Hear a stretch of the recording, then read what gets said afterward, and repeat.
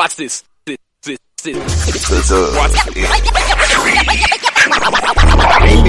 football talk is a big hit. Sunday nights to Wednesday nights, we striking a match cause we lit. Y'all know the name, we call it the Dub. On Friday nights, it feel like a club. Getting that VIP treatment on the sideline, they showing us love. Great interviews, go hoods, putting in work, go Reds. Texas youth and high school talking to page on Facebook, hold up. Coach Carter to stand on the scene, giving advice, he do what he mean. Jay Mack and Swaggy Big, rocking the gear, it's so clean. Big guys and go easy, off the easy, precision. With my steppers, our special gifts, making flipping so easy. Trying to win, we so greedy. All our fans are so needy, cause they need to hear them talk about that club. We do it for the dub. We do it for the dub. We do it for the dub. We do it for the dub. That TF dub. We do it for the dub. We do it for the dub. We do it for the dub. That TF dub.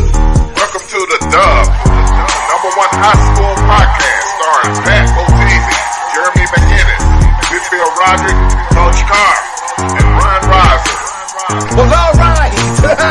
What's happening? What's going on? Welcome to the number one talk show. Speak out.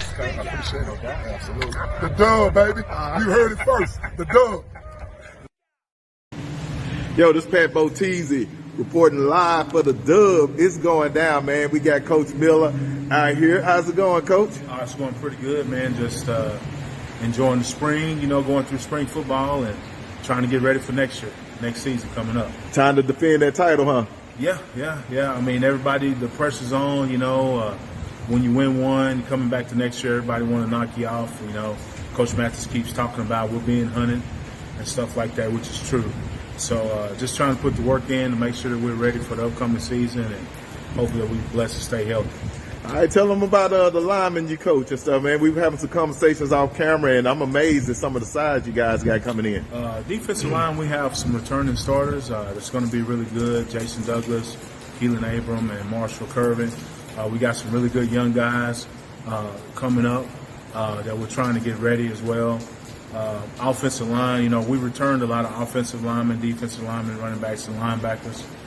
Probably the biggest offensive line I've ever seen since I've been coaching at DeSoto. A couple of 6'8 guys, 6'8", 6'10 guys, 400-pounders that can move, and spring's going really well. So we have some guys kind of banged up, but those guys are getting our backup guys, the young guys, ready. All right, so I heard 16. All right, guys. Welcome to episode 36, the Dub. We in the building. DeSoto U. DeSoto U. I was out there at the U today and caught up with Coach Miller, who's been at the program. And that's part one of about a 3-part interview. So, that's exclusive content that we got to start putting out on Roku and on YouTube and all that, man. So we got to get everybody to subscribe and join us over there. Yes, sir. Yes, sir. But, hey, the one thing that he said that amazed me was he said they had a 6. Now, we know about the 6'8 lineman. I think we talked about him a little bit last year. Yeah. And the kid, he was so big, he had a different color helmet on in a playoff game. You big when they got to get you another. They probably bring a helmet down from the Cowboys or something. But he told me today, bro, they got a 6'10", 400-pound lineman that got all the agility in the world. And I told him about your theory about the fat ankles. He said he ain't got fat ankles. I gotta see for myself, man. I gotta see for myself. I don't expect Coach to tell me that he got tree trunk ankles. I gotta see that one for myself. Man, but brother, 6'10", 400 pounds, and then you put him next to a guard at 6'8" and 400 pounds. That's ridiculous. I'm gonna be honest. If they put him on a tackle, you can't tell me. I don't think his feet gonna be quick enough to stay with Colin Simmons or. Well, no, he gonna play guard. The 6'8" one gonna play guard. Okay. Yeah, and which you could see that coming. You know what I'm saying? His job is just to mash on folks and not deal with Colin Simmons. You know what I'm saying? I'm like, hold on, man. I don't know if that needs to be. Don't put that man out on the island against Colin. Swaggy. What's going on, Bob? a little bit under the weather tonight, but I'm all right. We can tell. Hey, oh, so you, man, you all right, bro? Yeah, I'm good. Just drowsy. Just drowsy. Oh, you on that Benadryl? Lord have mercy, help us. Hey man, everybody on Benadryl right now, man. I don't know what's in the air. No doubt. Hey man, last week we did the Richardson takeover, bro, and man, that was amazing. And I know you got to go out there. And I should have seen. Did you ever get any interviews there? No, I had got some. I forgot to get the interview. You know, sometimes you get to talking, and I just forgot to cut the mic on. We sat there. And I 2 different times. I was at Berkner, and we sat out and just talk with the whole staff, and then left, went over to Richardson, and me and Holloway sat around and just talked for about almost an hour. And I ain't cut the mic on one time. Yeah, I got to run into Holloway in person last Saturday, and we had great conversations. And so I like him as a coach. You know, when you get to meet him personally and get that feel, you know he's going to do well at Richardson. He's going to turn that program around. Yeah, I was really, really impressed with Holloway. I think, and more impressively about Holloway is Holloway has a plan. Like, he knows exactly what he's going to do. He already got it mapped out. Now he just going to put it in action. And I'm excited to see it, man. I'm glad I was able to get up there. They both, I guess it's the whole Richardson school. They have some immaculate facilities, man. The facilities up there is A1, bro. I'm serious. Like, dude, dog, those facilities is off the chain. And I'm sitting up here like, if you got those greater facilities, you got to turn that into victories or whatever. Because, like you said, all of them got an indoor, correct? And it ain't a small one. It's huge, bro. Like, it's huge. You got to take advantage of that. They need to be having all types of camp. As a matter of fact, we need to have a dub camp up there. We're going to have to kind of roll through there and see what's going on. But, man, enough of Richardson. We got one of our favorite teams. I thought this name was – go ahead, Swaggy. Speaking of swag. I just want to say something real quick to all the viewers out there and to y'all too. I was at the AAU circuit last week, watching a lot of top talent and with college coaches. And I'm not sure how true this is because I ain't heard it yet. But there's a lot of chatter going around saying that Faith Family indeed will be a 5A program this coming up season. I love it. I love it. That's what they need to be. But we need to still get that. I think they put more pressure on Carter. Right now, they're trying to figure out what district they're going to stick them in. But as of right now, they are going to be a 5A program this upcoming season. I don't think nothing changed for them. I don't think the expectations changed for them. I don't think nothing changed because Faith Family could play with anybody. I don't care where you stick them. Honestly speaking, they can. Yeah, I think they can compete and win 5A, but I do know that Lancaster is going to be the team to beat this coming up year in 5A. They have a lot of returning players and some key members, so I think Lancaster is going to be the team to beat in 5A. So I just want to share that news that I heard through the grapevine, whatever. No doubt. And wait a minute, and now you just threw a curveball because I was just getting Lamont is over here tripping talking about make Lamont a member. Hey, got the hashtag going, but yeah, he got the hashtag. You see that? So before we bring on Coach Michael Odle with the Lou, one of my favorite swag names from last year. You just mentioned Faith Family going to 5A. What the hell is this I'm hearing about DeSoto going to 5A possibly? Yeah, that's another one I'm glad you said something about. DeSoto enrollment has went down dramatically, man, like badly. I don't know what happened. I don't know if they then got scared with the stuff going on. Well, I don't know what, but DeSoto is most likely heading to 5A also. It's COVID. I think a lot of that is COVID. I think COVID had a part to do with it. I think a lot of the stuff that happened with the educational part and teachers and all that had something to do with it. And I also think, hey, parents they stopped the open enrollment. Remember they had all them programs? Yeah, they stopped that. Open enrollment. They stopped that too. So you add all that up, and let's just be honest, everybody in DeSoto, every kid in DeSoto don't go to DeSoto.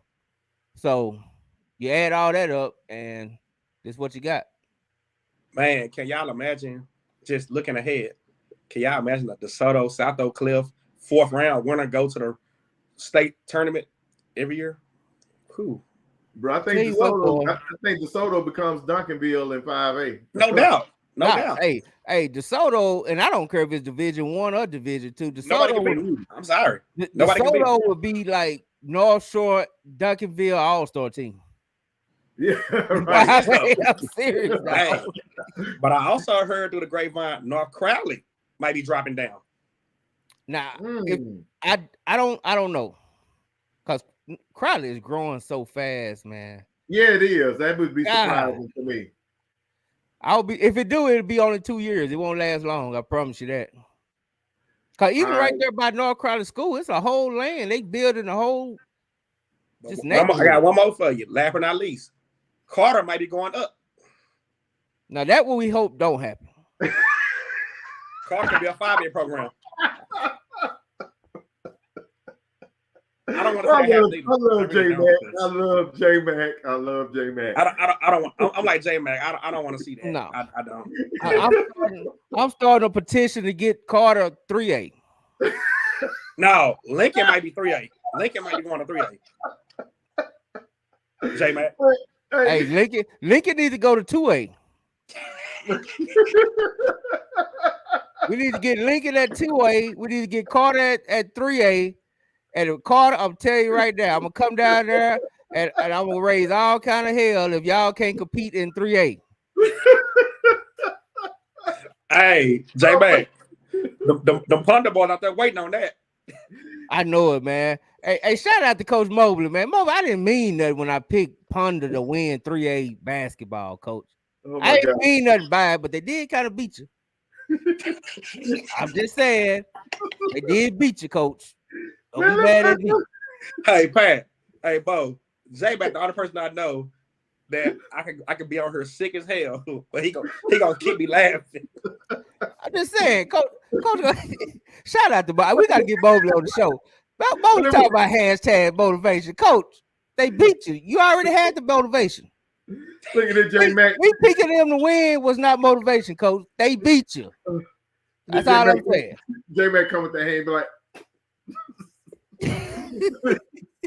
All right, we're gonna bring Coach Mike on, man. Without further ado,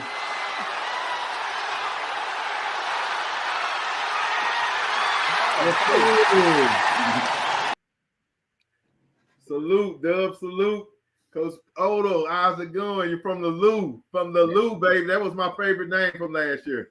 Yeah, man, from the Lou, and he proud. Yes, sir. Ain't right, fellas. Thanks for having me. Hey, man, we appreciate you coming. So hey, Coach, real quick. I don't know if you remember me or not, but I was at the Prosper game last year, and I was on the sideline with y'all. I don't know, you was really jacked up, so y'all was too hyped up. But I remember speaking to you a little bit. I don't know if you remember it or not. And I was telling you about I had a podcast that I wanted you to come on. Yeah. And this is it. That's why. Yeah. Yeah, he was the one that stepped on your headphones and you almost tripped. So that's yeah. There was a lot of emotion going on that afternoon. So it was a lot. It was a heck of a crowd. Because Swaggy gonna hug you and take a picture. Exactly. I'll tell you right now. You know Swaggy. You gonna get a hug. He gonna hold you up, and y'all gonna take a pic. Hey, let me ask y'all a question real quick before we get started. Who kept talking about LEWISVILLE all last year? I did. Who was it? You know, I talked about the Lou every week because I was always picking the Lou, and I'm proud. I was a huge LEWISVILLE fan last year. Yeah. Huge.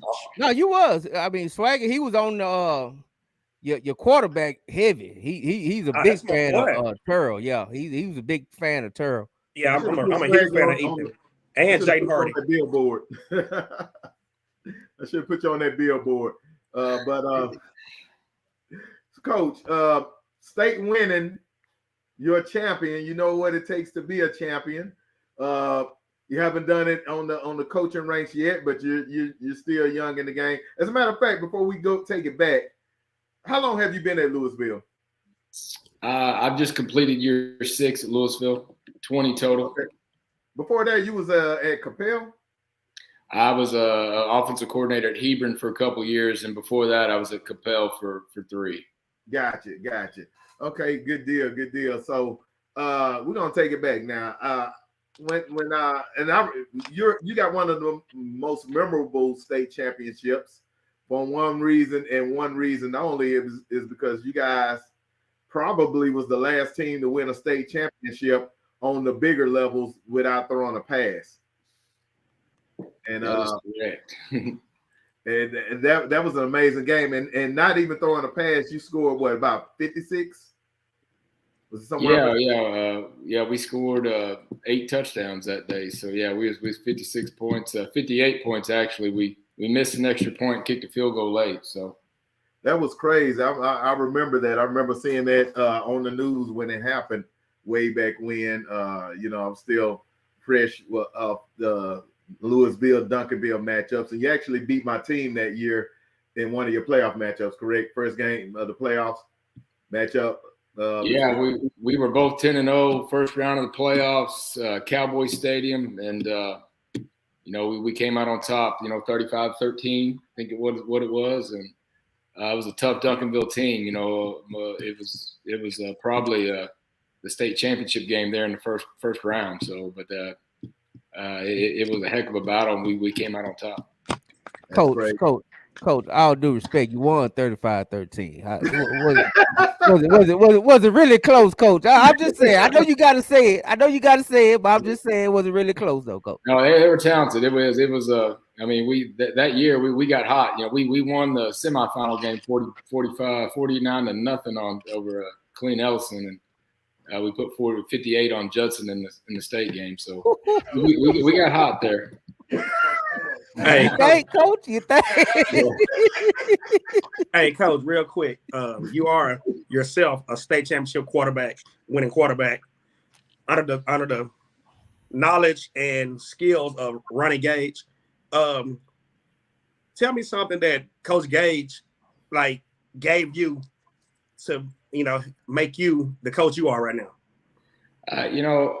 Coach Gage was in the moment. He believed in just the preparation, in every day, and he never got ahead of himself. That's one thing that I've taken from him and taken to the Lou now is we're not talking about week 2, week 7. We're talking about Thursday morning. How can we win Thursday afternoon in practice? And Coach Gage was all about the right now and doing the best we can in the moment that we're given and taking advantage of those opportunities. And we never talked about, things that we couldn't control. And that's another thing that we harp on at our place is, man, we're all in right now and trying to do the best we can, with what we're given. And Thursday's knocking on the door and we're going to go kick its tail.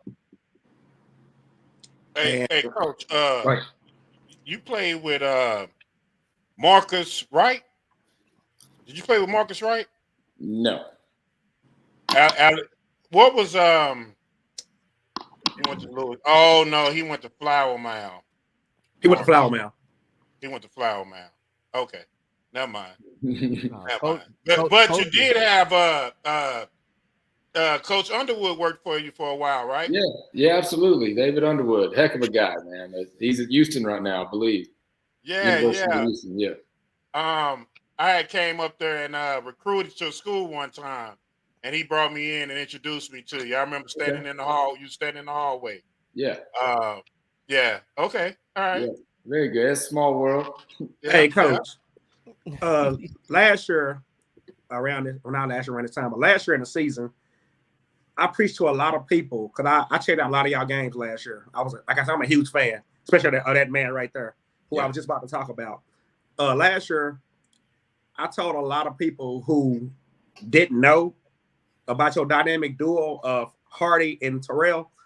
Can you tell the people out here who have not seen these two what to look for? And with this combination, to me, I said this combination to me is probably one of the top 10 quarterback receiver duos in the state.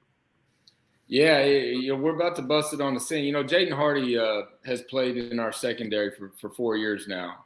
He started as a freshman. He can play all 5 positions in the secondary. Can play receiver. He can punt for us. He's our holder. He's our Wildcat quarterback. He is just a dynamic player, and he's able to do that because his IQ's through the roof. He's one of the smartest football players I've been around.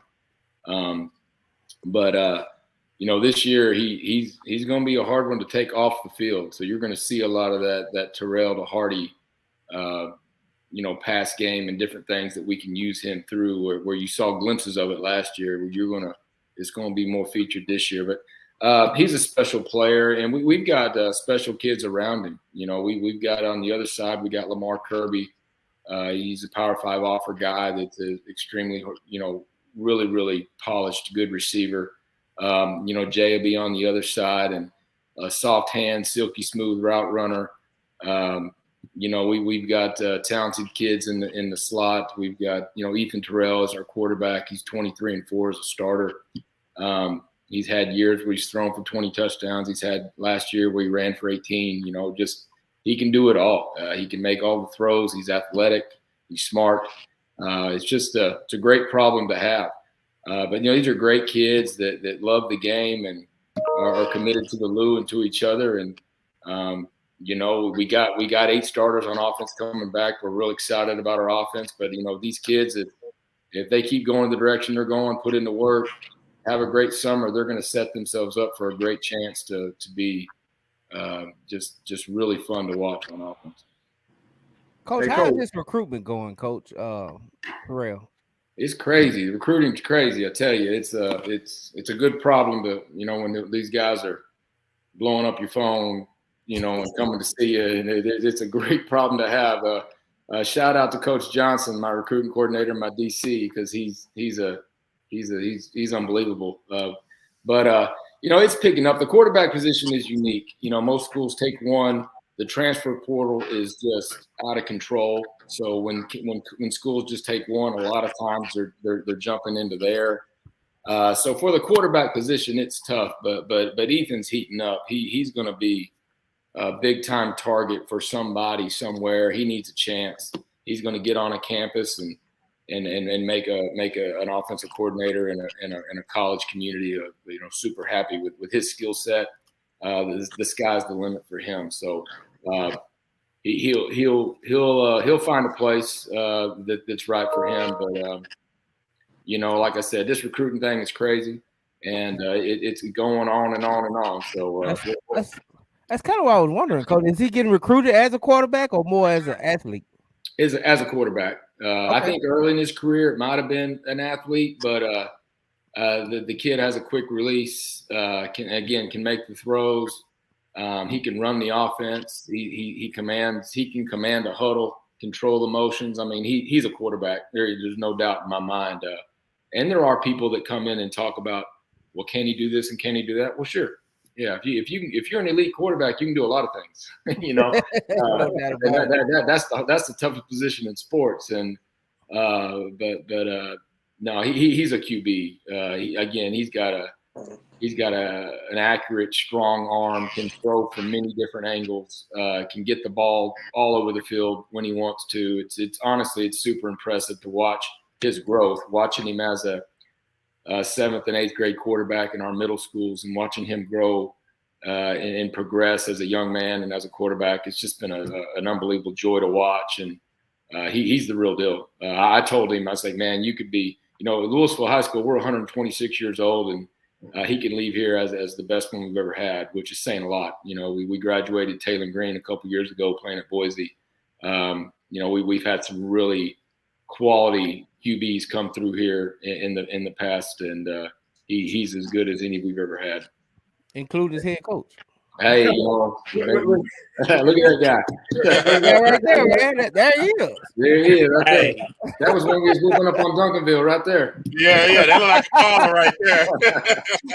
Hey, I honestly say I was a huge fan of y'all back then. I saw that guy on down there every high school highlight every week.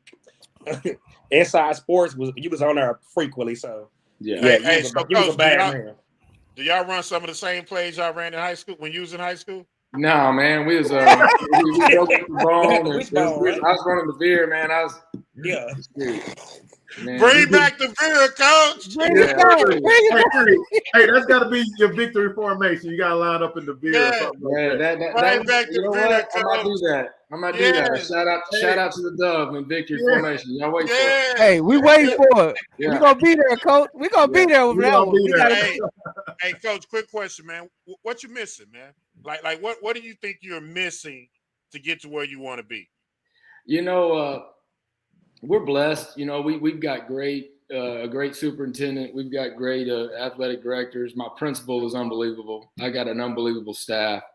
I mean, we're blessed, and these kids are bought in to what we're doing. You know, we're able to use this game to mold young men and give them a chance and go on and get an education or just be better versions of themselves. So we're blessed. Winning in DFW is hard. You know, we got a gauntlet to go through. We've been able to win back-to-back 10-win seasons the last 2 years, you know, 23 games, I think, the last 2 years, which is just a blessing. But, you know, I mean, you know, we're going to get in the playoffs, and then here comes Allen, here comes Prosper, and then if you get through them, there's Arlington Martin, and South Lake is waiting for you, and then, you know, the Prospers of the world, and then of course if you make it through that gauntlet, you know, hello Duncanville. You got to see that beast down south before it goes. But here's what I'm saying though, Coach. I mean, J Mac and Coach is like, I think you can beat until you get to that state game. That's going to be a real good one if you have to play Duncanville for state. But I really feel like you have, you know what I'm saying, the like it's like last year you guys was doing really good, and it's like you had that game, right? Mm-hmm. That game that either you had to learn from, that game that either had to mold you, a game that had to bring your staff closer together. You know what I mean? It's like I felt like y'all had that game, and now y'all are poised to take that next step from last year. You know what I mean? I think you guys are close, Coach, for real. No, we feel like we are, but again, we're going to put our heads down. We're going to go to work. We're going to win Thursday. We know we won our district last year. We made it to the 4th round. We know all those things. We're going to celebrate those. But at the end of the day, we're challenging our kids to win the day and get better today and find a way to grow and impact each other. And this brotherhood that we've created at the Lou. If that keeps growing and we grow tight together, we're going to be tough to beat, you know, because we do this thing together, we're going to be tough to beat. And that's our goal. But I got what I need. I got great kids and we love each other, and we're going to go, whoever plays us, they're going to get our best shot, and let's roll. I tell you what, Coach, that game with North Crowley is what I'm looking for. If you can get through a North Crowley and a Duncanville, you definitely should win state. I ain't no doubt about it, because that won't nothing prepare you for nothing like the other two. And that's like you say, that's a hell of a gauntlet. Man. Just getting through. Man. That is crazy. I wouldn't necessarily say that, because that Prosper game last year was off the chain. Like I said, I was there on the sideline personally with them. I felt like if Ethan never got hurt, because a lot of people don't know who that won at that game, he got hurt in like what quarter was that, Coach, when he got banged up? Yeah, he got banged up in the third, and we threw a quick screen out to Hardy in the third quarter there, and we busted the assignment, and the outside backer picked it off. So what could have been a 15, 20-yard game was a pick inside our own 10, and it was just it was a busted assignment. Had a great play called, and it kind of turned the game. We went from being down 4 to down, I think 11 at the time, and again, we were right there. We had a good plan. We just didn't execute it, and we got to coach better, play better, do the things. But like you said, we were there. We know what it feels like. We don't feel like any stage is too big for us, and we're right there. And our ticket to success is controlling what we control, loving each other, coming together, dealing with adversity, dealing with success. We got to learn how to deal with both those things. And and these kids they're just bought in. They love each other, and they're bought into what we're doing, and they're proud to put that Lou on their chest, and they're fighting for our community, and I'm excited to see them go. We're gonna keep working, and we're gonna turn them loose here in August. That's a beautiful Coach, thing, I Coach. also heard right now. I've also heard this freshman class you got coming in is very, very special, Coach. Mm-hmm. I heard personally from a lot of people out there who play youth football and was just talking about the freshman class that's coming into Louisville. Yeah, we spend a lot of time with our kids. I'm a Louisville Football Association product, an LFA guy. So we get down into our Little League Association. We meet kids, meet parents, and then obviously very involved with our middle school kids and their parents we're excited about our young kids. We go see them. We're getting them in the weight room. We're following them. We're loving them. We're getting them excited about putting the Lou on their chest too. And we do. We got a talented group coming in, and just keep this thing going. And and the deal is you keep Louisville in Louisville, we got a chance, and that's what we do. We're recruiting our own town. We're recruiting our own kids. We're loving them. We've got a great culture here, and the kids are bought into it, and we got a good thing. I love it, Coach. You know what? Speaking of LFA, I got a rep association. We used to rep that league, so I know what you're saying. That is a big league, and they're all bought in. Like that's probably one of the biggest city type leagues that still exist. So you got a good program to feed from out there. I love it. Yeah, shout out to the LFA and Danielle Brazil, who's running it now. The president, he was running back for me back in the 90s, and he's just it's a beautiful family. The farmer pride, that long maroon line is deep, and there's a lot of us out there, and we sticking together. Hey, let me ask you this: did John Carroll play on your team, on your state team? He was on the '93 team, so he's a couple years older than me. Oh, okay. Well, all right. So you kind of remember him. I saw a picture of him when he was younger. You remind me of Eddie Haskell or something. Is that a proper description of him? Yeah, that's good. That's good. Hey, Coach. I've known him for some years. Yeah. Hey, Coach, where would the battle of the Ask Me played at this year? That'll be at Marcus. Oh, so it'll be at Marcus? Okay. Yeah. Hey, Coach, quick question. The Dubs trying to figure out if we can be on the sideline for that one. Yeah. Let me know. Hey, Hey, Coach, hey, you follow me back now, Coach. I'm gonna be in your DM. Hey, Coach, what advice would you give a young coach, man? Starting out, getting into coaching, running their own program. What would say your 3 things that you say your program must have in order to have an opportunity to be successful? I think you got to be, have the loyalty, and that's just huge. You got to come together as a staff, trust each other, believe in each other, and be loyal to each other. And win, lose, or draw, if you do it together, you got a chance. And that's one thing with coaches. The dissension in your coaching staff is bad for kids, and that's why we're coaching. It's for kids, right? So the best thing we can do as adults is come together, have a plan, love kids, be loyal to each other to get the most out of our kids. So that's number 1. Number 2, this is a relationship-driven business. We love football, but we love kids. We're all here because somebody impacted us. Coach Gage was my coach. Somebody impacted us. So build relationships with kids. Build relationships with their families. This is not just about that ball, and I tell kids when they play ball for me, our relationship's just beginning. It doesn't end when you walk off this field for the last time. This is a fraternity, that this long maroon line, as we call it, that's endless, and we're always going to be here, for these kids. And then the third thing is be a lifelong learner.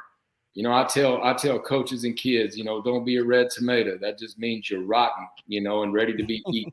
You know, be a green tomato, man. Be constantly soaking up information and those nutrients. Just stay green and don't be afraid to learn from the young, the old, anybody, man. Be a sponge and just get better at your craft each and every day. All right, Coach. Go ahead. Sorry. Okay. I was going to ask you, what is your coaching style? We've had a various amount of coaches on here. Some of them, they coach with piss and vinegar. Some of them cussing out the kids. Some of them don't cuss out the kids. What is your coaching style?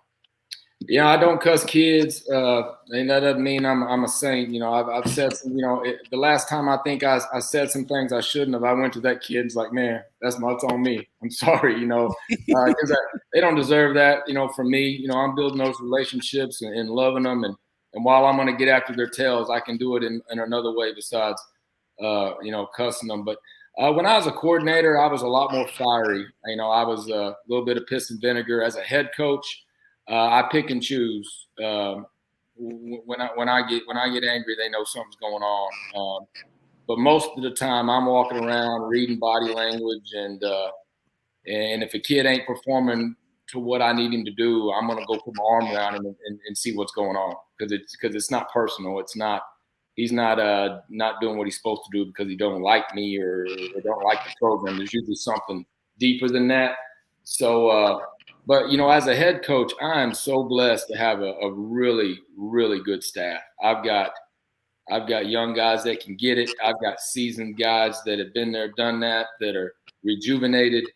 I've got I've got 3 really, really strong coordinators. I've got 2 sub coordinators that have been coordinators that have been there, done that. I just have a super staff where I don't have to go around hopping everybody's ass, that I can let people do their job, you know, obviously hold them accountable to it, but let these coaches grow, do their job, and I can be there for the kids and love kids and pick them up when they need, you know, because again, football's hard. Life's much harder. It hits you like a ton of bricks. So you know, we're here for these kids and helping them grow and use this game to grow up. But no, I'm out there and coaching scheme and reading body language and loving kids. So, you know, I like to hire my coaches with the piss and vinegar so they can do that now. Yes, sir. Hey, real quick, give a shout out to Jay Good. I see him over there on the YouTube channel. Actually, his son played for Louisville. Jay Good, what's your son name? If you still there, put your son name in there. I think he played offensive line. He's a biggin. Yeah. All right, let me throw a quick commercial in there real quick, and then we'll come back in 8 seconds. Welcome to the Dub, the #1 high school podcast starring Pat Botese, Jeremy McInnes, Whitfield Roderick, Coach Carr, and Ron Riser. Dallas North. You're watching BYSE, Big U Sports and Entertainment TV.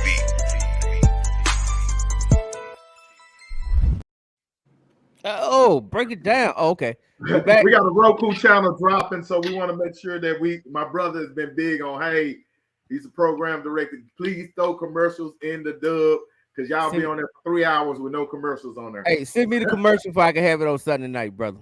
I got you. I'm going to shoot you about 3 or 4 commercials. Shoot me a few on, man. Hey, Coach, I got to ask you, Coach. Like, you was a quarterback that won state championship. That's head coach of that team.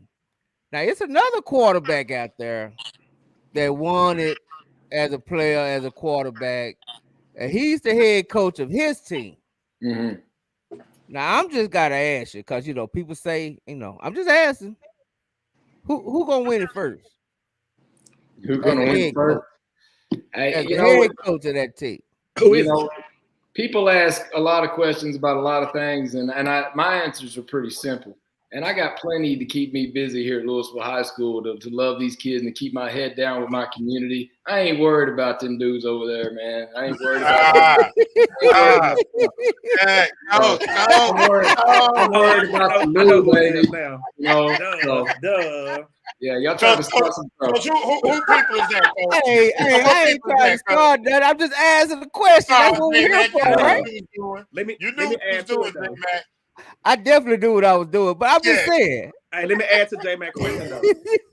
Hey, but to what he got there, but Daddy bent them over and put in game of whooping. Yeah, he did. He knocked him so far back that you actually got a chance to kind of scoot up because he ain't been close since. Yeah, I mean, again, it's all about the Lou, man. That's it. It's about us. Hey, Coach, what school they talking about, Coach? What school they talking about? So good. Now ask me if my '96 state team could have whooped his team. I'll tell you that. Bring that 96 state team beat his team. Bring that on, man. Hey, I just want to know, would your '96 state team beat them as bad as Miami Northwest did? No, when they played them. Hey, Will, we talking about who would have won better? That's how. Now, since you asked, I gotta ask. SLC. Who would? I know what you're talking about. I'm just messing. I want to say his name. Say their name, Coach. Yeah, no, that '96 team's still getting better. We still ain't peaked, man. We still scoring points. It's that was an unbelievable squad. So. Hey, I ain't gonna lie, man. The more I think about that team, man, the more amazed it's like we don't run the ball. Like Duncanville get criticized for running the ball, right? Like y'all didn't throw at all. Well, it was going all the time. Like, why didn't you throw a pass? It's like, well, we averaged 14 yards a carry in the first half. I mean, what you want us to do? That's what I say. When people criticize Duncanville, I'm like, well, look, man, the dude's scoring every third time he get the ball. Why do they have to pass? Yeah, I mean, we're up 30 and we're averaging 14 yards a carry. Would you want us to throw the ball? Coach, did you want to throw the ball? Yeah, I mean, I want to score points, man. So today's game's different. We got a lot of people to keep happy on offense. So we got to spread that thing around. So right. Back in the day, man, it was a heck of a deal. So how many yards you rush for, Coach? In the state game, 143. Nice. How many passes did you throw the entire season? I mean, we played 15 games. It was 15-0. I'd probably say, I don't know, probably right around 100 maybe. 90, 100. Hey, but you didn't hear the flex. 5 to 18 games. Pat, did you hear the flex? What's that? He goes, well, we won 15 games. We was 15-0. Oh, I heard the flex. Okay. Hey, Coach. Oh, hey, look, man. I love Coach Swag because he trying to be humble, but he really want to just start flex. He really want to start flexing out here. You know what I'm saying? He really want to say, I'm gonna say it for you. I'm gonna say it for you, Coach. These hoes can't mess with the loot. That's really what you want to say. That's really what you want to say, Coach. That's okay. I say it for you, Coach. Bring it on, Swag. I'm gonna get you your own pass, man. You always welcome. I appreciate that, Coach. Yeah. Hey, Coach, who came up with the Lou? Where did that derive from? How long has that been around? Man, you'd have to, get with my staff. I had my offensive coordinator and my DB coach are the two that are kind of taking it and ran with it. So I'd have to ask which one wants to claim it. But Coach Bobby Watkins, Coach Nick Ola were the guys that were behind it. So we might have to get them on the chat and see who wants to claim it. Okay. I know one thing, Coach. I love those jerseys. I came to the with the Lou on it. Game that was. It wasn't the Prosper game. The game before Prosper. The blowout at Chowtown. Yeah. And I saw those jerseys. I was like, dark gray. Yeah. Oh yeah, them dark grays. Yeah. No, it's good. So I'll bring my guys in. My captains and my dudes. We'll go in there and we'll start creating jerseys. And I'm just. To me, it's about kids. I want to be, these kids and this swag. And, I tell them, if they're going to do right, they're going to pass their classes, if they're going to have a great attitude and play hard, if they're going to play hard for me, shoot, man, we can wear what you want. Let's go. Let's go. And J Mac is good for a pregame speech for you. So I'm telling you, Coach. Hey, I usually do it for a small fee, but I do it for free for you, man. I got you. Just bring me in. I will have them pumped up, and we gonna win. Let's go. Hey, come on out to the spring game and let's give it a check. Let's give it a try. Hey, I got you, man. I got you. You know, I'm a son of a preacher man. What's the date of that? What's the date of the spring game, Coach? It's Wednesday. What you give people right? It's when? Wednesday the 17th, May 17th. I think I'm off that day. Hey, Coach, do me a favor. Size up your district, man. I know. I know that's always number one for y'all. You got, you want to win district first. So, I mean, going into this year, how do you see your district? How competitive is it? Do you think, or how good is it gonna make you ready for the playoffs? Man, our district is solid, top to bottom. I mean, the Planos are just a wild card. I mean, you know who knows what you're getting out of those guys? The last couple of years, because I mean, Plano has just been, their underlevels have been unbelievable the last couple of years. Coach Sokup in Plano West has done a heck of a job. They've got some talent. They find a way to win games. I mean, he just does a heck of a job. Plano East, they've got guys running all over the place, and they're in the second year under their new head coach, and I expect a lot of things from them. And then, Coach Wiley's in his second year at Coppell. They were the district runner-ups last year. They're going to be right there. And Marcus has been one of the most consistent teams in North DFW for the past 7-8 years. And then Flower Mound, they won a district a couple years ago, back to back. It's hard to say and size all this up. I mean, we go to these district meetings and we're always looking at each other like we better get these tiebreakers set in stone, because it could be a jumbled mess at the top and or the middle, just with everybody beating each other. So it's a very competitive district. We all know each other real well, and that's how it's going to be. It's going to be a battle every time. Hey, Coach, you are so right about that, because I do a lot of writing and studying with playoffs. And, man, when I was doing y'all's last year, y'all scenario was, man, it was hell. Like, 1 week, you can have, like, the fourth-place team up by, like, 2 games, and next thing you know, it's a tiebreaker.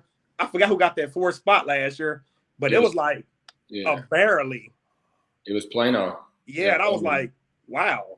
I just wrote about this last week. Like, I had to change my scenario like that quick. Yeah, no, it is crazy, and but that's our district top to bottom. It's just it's a tough one, and like I said, we know each other so well. The Planos are always a wild card. I mean, there's some talented teams, talented kids there, and they got a lot of kids, and it's anyways.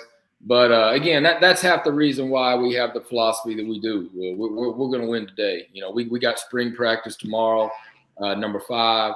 We're going to show up and we're going to win that day. We're going to get in the video. We're going to watch it. We're going to get better.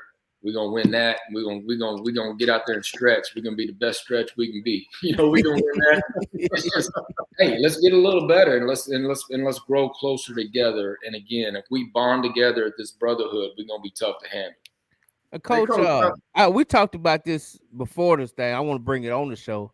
I was talking with SOC defensive coordinator Cal Ward. We was talking, and we was just talking about the best cornerbacks for the 2024 class. Mm-hmm. And I was telling him how I thought that Corey Gibson over there at Lancaster was the best cornerback going in 2024 class. But I was surprised at his answer and who he thought was the best cornerback. And he actually said someone that I've read a couple of write-ups on him, but, I ain't going to say he's one of the big names, but, I was just surprised to hear it. It was your cornerback on your team. Mm-hmm. The one, the young man from Congo. Yeah. I don't want to check up his name. Yeah. Tony's fantastic. Very. He had 7 picks last year. Took one in the 3rd round, 100 yards to the house. He's a ball hawk. What I love about Tony is he ain't scared. He's gonna get up in your stuff. He's gonna guard you tight. all the way through the whistle. If you get him, he gonna line back up and get it again. And he's a dog. When he was young, he was guarding Armani Winfield in practice, so he learned as a young guy how to guard an elite guy, and then stepped onto the scene as a junior and just dominated. But man, he is good. He's a really good player. Added the physicality to his game. I mean, he'll come up, make a play when he needs to in the run game as well. I'm a huge fan, and the colleges are picking up on it too. He's gotten several Power 5 offers here in the last couple months, and he's got a great career ahead of him. He's young, you know. I mentioned that in the pregame show. He just turned 16. You know, he's a young pup, so his sky is the limit. Long, fast. He's in your hip pocket, and he has great ball skills. So I'll take him. I'll take him over anybody. So you know, dude at Sock knows what he's talking about, because Tony camps. He's won MVP at several camps. He showed out. He's a great kid. He's a humble, great kid. And I'm glad he's on my team. Hey, that's a great compliment. Just like on offense, Hardy and Terrell, just like on defense, Tony and Hardy, that's a hell of a combination to throw on. Yeah. No, absolutely. You know, and again, Hardy can play all 5 DB spots, but, you know, we've been repping him a little bit at that corner, you know, and when we line up with those two guys on the outsides, it shrinks the field real fast, you know, for opposing, because those guys are pretty good. You know, they played a lot of football. You know, Jaden Hardy he's a 4-year starter. You know, he's played a lot of football for us. You know, Ethan's played a lot of football for us. You know, he started 27 varsity football games, you know. So it's we got the experience, and again, we're just gonna go to work, you know. But these are fun kids to be around, man. Y'all come out and see us, you know. Come out to spring game or spring practice, you know, and you know, check these guys out. You know, we'd love to have you. Hey, Coach, I'm known for pulling up. You know, just ask the Richardson coaches from last week. I'm known for pulling up. So you send the invite. Hey, man, you never know. J-Mac be walking through the building. Just don't act like you don't know me.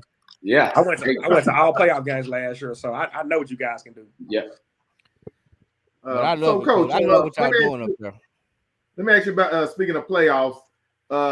What is your preseason schedule looking like? What's your first 2 or 3 games? What are those games that's going to prepare you for those battles?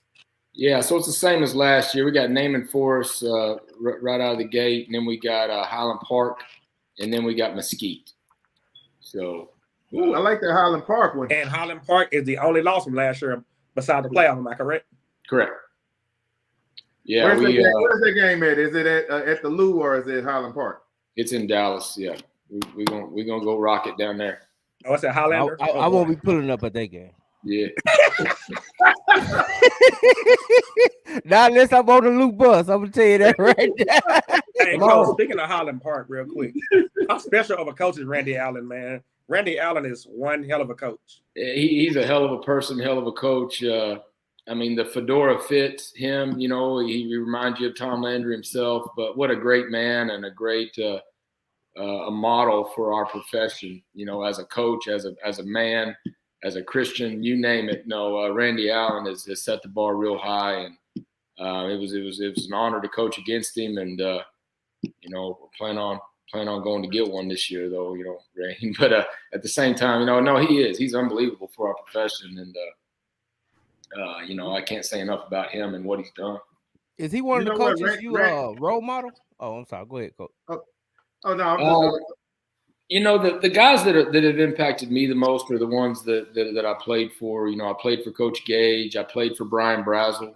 He was a DC at Louisville, and then he, of course, the head coach at the Hebron for so many years. And you know, Terry Good was another guy. You know, Coach Randy Mays, Coach Brian Irwin was a big influence of mine. And then there he is, the Matt.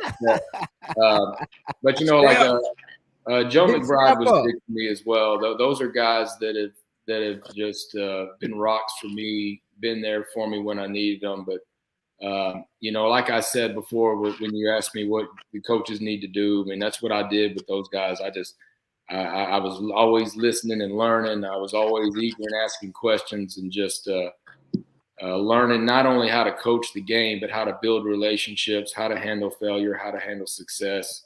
And then again, relations, not just with the kids, but with the families and the communities and with the people you work with. I mean, this is a relationship business. There's a good. It looks like I played in the '60s, man. They need a man.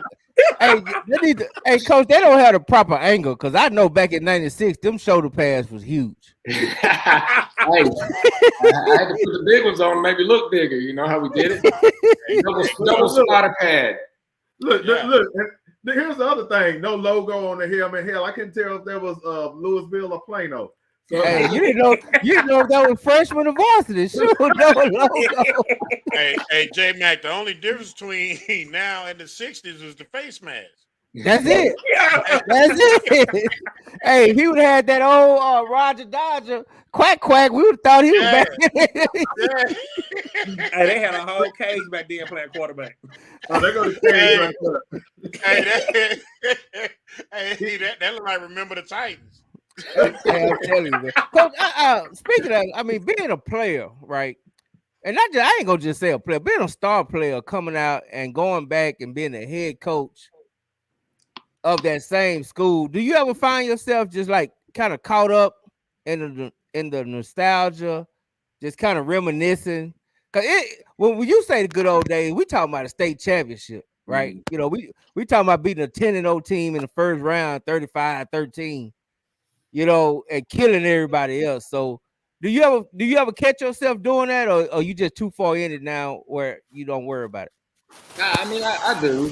Those are special moments, special times, and it made me, you know, who I am, you know, going through those things. So I do. I don't share that much with anybody. You know, to me, this is about the now and the kids. It's about the kids. You know, they don't hear me talk about all that crap. I'm talking about them and how I can help them become a better version of themselves. But for me personally, yeah, I walk around and, you know, look at different parts of the field and reminisce different things, or walking. It's there. The mystique is there. The magic is there. There's so many great memories at that stadium. So, Coach, you mean you have not pulled out the state championship trophy? You haven't dusted that thing off, or the ring? Threw your ring on the field. It's in the trophy case, but those kids know. You know what we're all about. We talk about our history, but they're not gonna. You know, those kids. They ain't worried about Coach Odle in 1996. They're I don't play that card with these kids. To me, it's all about them. It's not about me. It's about the great men I've hired on my staff. It's about our community and our parents and the things I can do for them. And if me winning that game however long ago helps them, then I'll sure use it. But I don't play that card. Again, I'm all about the kids and all about them and trying to just be the best version of myself and grow to help us get to where we're trying to get. It's damn sure working, Coach. Yeah. That's for sure. It's working. There ain't no doubt about that. So don't let me try to talk into nothing different, because it's what you doing is working. Man, it's all about kids, man. I tell you, we just, you know, we love kids, and love don't always look pretty, you know, like my own son. You know, I gotta whoop his tail sometimes, but I love him. But you know, we love these kids, and we're here for them, and we're gonna ride with them. We're gonna pick them up when they fall. We're gonna celebrate when they succeed, and that's what it's about. It's about the kids. Yes, sir. Yes, sir. I like that. Hey, before you get, but I know probably we can get ready to wrap it up, but I've just got a question about your coach Watkins. I heard you mention him before. Yeah. If I remember right, he come from the old Bishop Dunn's staff, right? Correct. Yes. And see, last week we had Berkner on, and we had the DC from that staff, which was Coach Lewis. So I was just wondering how much of an impact, because it seemed like that, if I remember right, that Dunn team was amazing. I mean, they had something that was probably one of the best private school runs that I had seen in a while, and they had some great coaches. And it seemed like all those coaches are being successful after Dunn. So just wondering what has been a positive impact. I know he's an amazing DB coach, but what else has he done, including that? Yeah, he's also our special teams coordinator. I mean, he's relational. He's just fantastic. He just can, it's not all about football. It's about these young men, and he's not afraid to get in the mix and figure out what's going on, good, bad, and in between. And he's just been such a joy for our community, our school, and our kids. But yeah, I mean, and again, that's how you become a good coach. You can have all the X's and O's you want, but if you can't relate to kids, you got no chance. And Bobby's able to do both. He can relate to them. He coaches them hard, loves them harder, and he's and I actually had a conversation with him this week. I just love how he can bring it every day, but he never gets too high and he doesn't get too low. He can just he can do this and be in this business for a long time to come because of those attributes. He can bring the juice and not lose his composure, which is a lot to say about him, who he is. Yes, sir, man. That's good to hear, man. I just thought about that because I was talking to Coach Lewis last week, and we was going reminiscing over some of them Dunn teams, and then I look at the impact that he's doing over there at Berkner. It just made me think when you said why, because that's one of the guys off that staff, and I'm sure he's having that same kind of impact over there. Absolutely, yeah. This ain't the Coach ODLE show. I hire great people, and they love kids, and like the guys did to me. Coach McBride hired me to run an offense at Coppell, and Coach Brazel hired me to run an offense at Hebron. They let me do my thing. And, I hire great coaches and I let them coach. And as long as they build these relationships with these kids and do right by our community, let's go. Louisville's a great place to be, great place to coach, great place to play. It's, the Lou's where it's at. Y'all got to come on. I'm coming, Coach. You ain't got to tell me no more. I'm coming. Hey, Coach, real quick, Juneteenth, we're having the Battle of the Bigs. So high school version. So we want to know is the Lou, we're inviting the Lou to be a part of it. Yeah, come on. You said the Battle of the Bigs? Yeah, it's June. You want the big guys. I got some big boys now. I got some guys. Yeah, we'll bring them, Coach. We're gonna have a good it's called Barbecue and Bigs, so we'll get you the information. Yeah. Barbecue and Bigs. We're gonna play a little 7-on-7 with the big guys. Let them get out and run around. Yeah. Hey, Coach Carr, we're getting some. Hold up. Hey, Coach Carr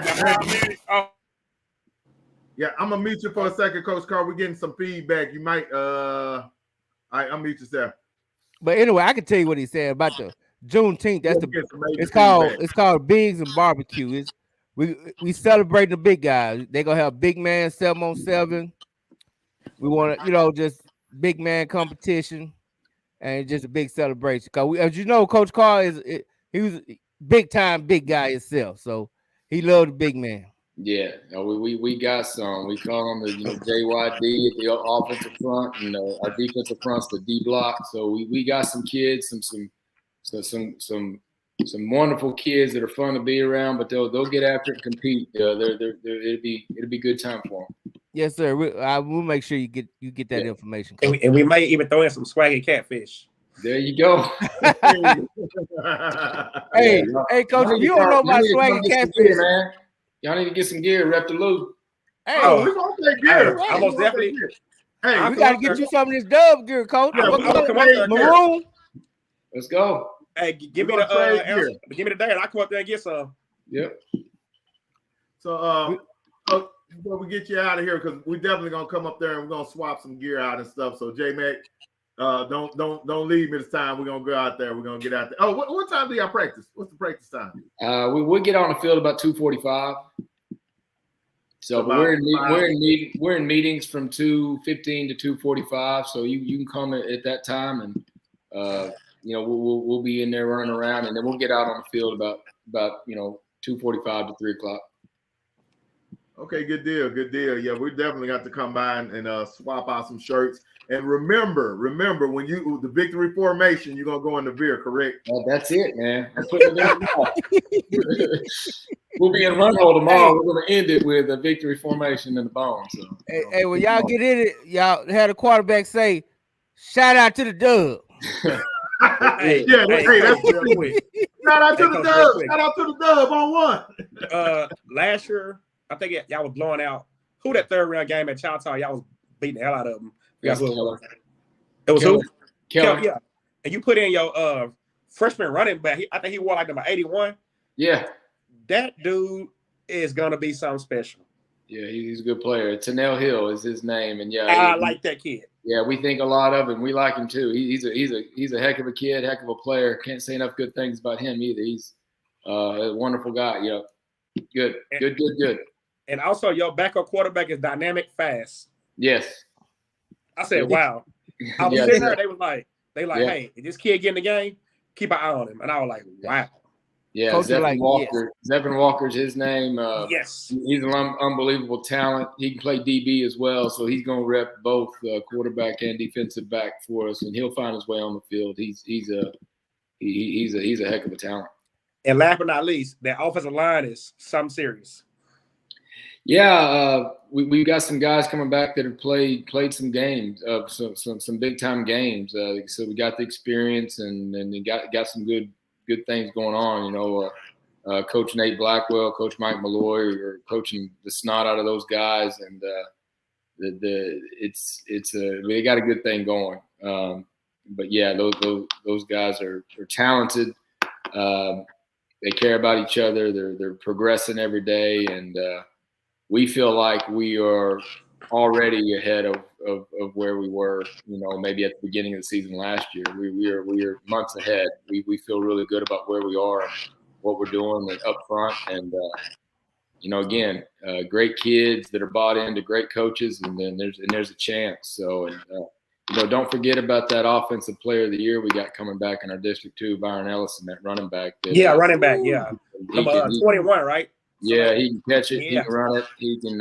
He's a heck of a blocker. There ain't much he can't do. He can play a little defense too. So had a sack last year against Highland Park and a pressure. He's a dynamic athlete. You know, offers from Missouri and Cal Berkeley. He's a go-to. Great kid again.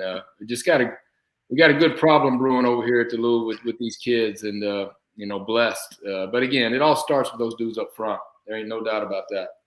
Ain't no doubt. Louisville always have those guys up front.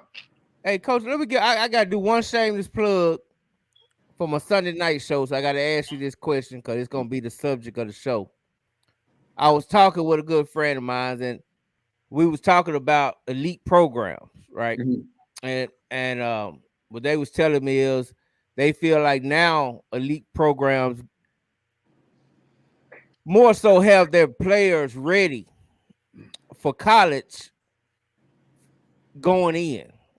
And my response was, I don't know if that's necessarily a high school coach job, to be honest, as far as having them know the college game. Like, do you feel like, I mean, of course you training your kids. We know they're going to be physically fit. But do you feel like it's preparing for college over preparing for winning? What you're doing right now? Well, it's a combination of all the things, but we're never going to use a kid for football or use a kid for, we want to win. We're going to win each day, but our job is to prepare them for tomorrow. We're preparing them for maybe the next game or the next class or the next instance, or we're constantly preparing our kids. So we feel like when they are done playing the game, that they are prepared for the next step in their life, the education process of college, the strength and endurance that it takes to be a college student, just all the things that comes into being a young man. We are preparing them for that. So, and that's important. And our coaches understand that, and our kids are slowly understanding that. But yeah, that's a part of our program and our culture is, we're preparing them for what's next. We're preparing them for things they have. You know, we're not chasing ghosts, but we're preparing them for what, is around the corner. and we use the game to do that. Through the trials and the things that we go through. I mean, it's Right. difficult, but no, we do. But I ain't saying that we put that in front of winning, but at the same time, it goes hand in hand with everything that we teach. Is just the growth mindset of our players and our kids. And, how to treat your mom at home, how to act in the classroom, how to treat each other. These kids are going to have spats, and how to treat adversity and things, and how to overcome differences, and it's the real world, and those are things we're constantly preparing our kids for, and hopefully when they get to college they can have success because of being at an elite Texas high school program. And see, that's what my point was, and I guess I left that part out, but it was like compared to say like an IMG, like when kids go to IMG, it's really strictly football. I guess they do books, but we know what they're there for, right? Yeah. You know what I'm saying? We know what they're there for, but I just feel like when you at a public school in Texas, which I feel is the best football, and if you just so happen to be in DFW, which I definitely feel like is the most competitive football, I think that gets you prepared just as much as spending all your money if you're going, outside the state. Absolutely, I agree. And these kids are still kids, while football is important, and the strength training and all the things, and there's no off season anymore. All that's important, but these kids are still kids. They still need to, we're IMG. You're pretty much, or other places like that. I mean, it's an academy, and it's all go all the time, and at the same time, there's still so many things, these young kids need to experience and do, and that's what I love about Louisville and our community. I mean, again, our tradition is rich. Our alumni are, we got tons of alumni. It's a unique place. It's yes, come here, be a part, go off and do your thing, but you always have a home here at the Lou with our Long Maroon line and all our alum and everything that it's about. And you see that with guys coming back. When Damian Martinez flies back into town, he comes straight up there and he gets to hug his neck. Armani Winfield's on our camp. Taylor Green comes back. You name it, these guys are coming back and pouring into our young kids, seeing their coaches, and just reminiscing on their time. So it's a unique, special place that we got going. Yeah, it's family. Yes, sir. It's family. That's basically, and that's what's good. Absolutely, and that's big. That's what we are. And I tell the kids that's straight up what it is. It is. We are family. It's our brotherhood. Yes, sir. Go ahead, Pat. No doubt. Well, Coach, anybody else got anything before we let Coach go? No, you got to prepare some game plans for tomorrow so you can win today. Yep. Yes, sir. Have y'all ever lost today, Coach? Man,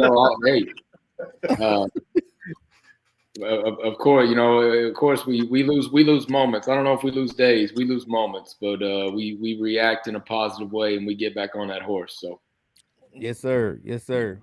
I always want to ask somebody that when they say that. We gotta go 1-0. I just be wanting to ask. Have y'all ever went 0-1? Hey, Coach, before I let you go, Jay Mack is my guy. Who's the big rival? Who y'all beat my party this year? Our biggest rival is Marcus High School. We the Battle of the Axe. That's our rival. So that's who y'all beating by 40. Got it. Man, no, not 40. They beating by 40. Man, by 40. By 40. FAW. By 1 or 40, it don't matter. We looking for the dub, man. Looking for the dub. No, it isn't. So Hebrew is not y'all rival? Do what now? It's not Hebrew? No. Marcus High School was opened back in 1981 as a 9th grade campus to Louisville, and Flower Mound grew so fast that they turned it into Marcus High School in 1986, and that's when the rivalry started. It's been a deep rivalry since then, and with Flower Mound and Louisville, and it's still going strong today. It's one of the the deeper ones around the area. So before Marcus came along, I guess Louisville's rival was Plano back in the 70s and 80s. But Marcus is our rival. Hebron's kind of out there by itself. I don't know that they got one. So I remember we asked Coach Tiles last year, right? Yeah, I thought he said. Who did he say? I thought he said Louisville. I could have sworn he said Louisville. Nah. Or maybe it's the rival for them. Yeah, Coach like, okay. It's the battle for the axe. Yeah, it's the battle of the axe, baby. That's Louisville Marcus. So okay. Well, we'll have to get Tiles back on and find out who his rival is. he's looking for one. He's looking for one. Yeah. Hey, anybody want to be Hebron rival? Hit up the Dub. We gonna fix it up. Yeah, Hebron Robbery is Plano West, if I'm not mistaken. Yeah, I mean they're right next door. It makes sense. So, yeah, but it's Plano West. Yeah, Hebron's got some talented kids, and I know Coach Tiles got that thing rocking and rolling. So, I mean that's another district opponent that's just. Wow, they got kids. They got the system in, and they're gonna make some hay this year. You can guarantee it. Well, hey, Coach, can we get Duncanville back on the schedule? No, they used to be like the first or second game of the year back when I was playing. Man, Duncanville needs to go schedule IMG and somebody else, man. No, Coach, they want the Lou. Man, they want the Lou, Coach. We're trying to get to the next week, man. Can we? Hey, Coach. Last time I checked, they don't want about IMG. No, they don't. Last time I checked, they don't. No. Hey, while you talking though, that game was close to the fourth. Now it wasn't like the modern day game. That game was close. Yeah. right. That game was close. But they better worry about beating you got to see them sooner or later, Coach. Might well get them sooner. Yeah, the thing is the biggest difference in those programs to me is the depth. Like the Allens and the Duncanvilles, their depth is unbelievable. You get nicked up a little bit. That next guy comes in and they don't lose much. So that's right. And you want to know what's so amazing about that? And I ain't this ain't a Duncanville show, but I tell everybody when they ask me about Duncanville, when people from the outside they ask me about Duncanville, all I tell them is this: how many cities that won district from 7th grade to varsity? I'm talking about 7, 8, 9, JV, and varsity. Yeah, with other people's talent. But anyway, Coach. See, we was doing good. We was. See what I'm saying? We always gotta have one. Hey, we Coach didn't come here for all that. Coach just trying to come in, talk about the Lou, and ease out.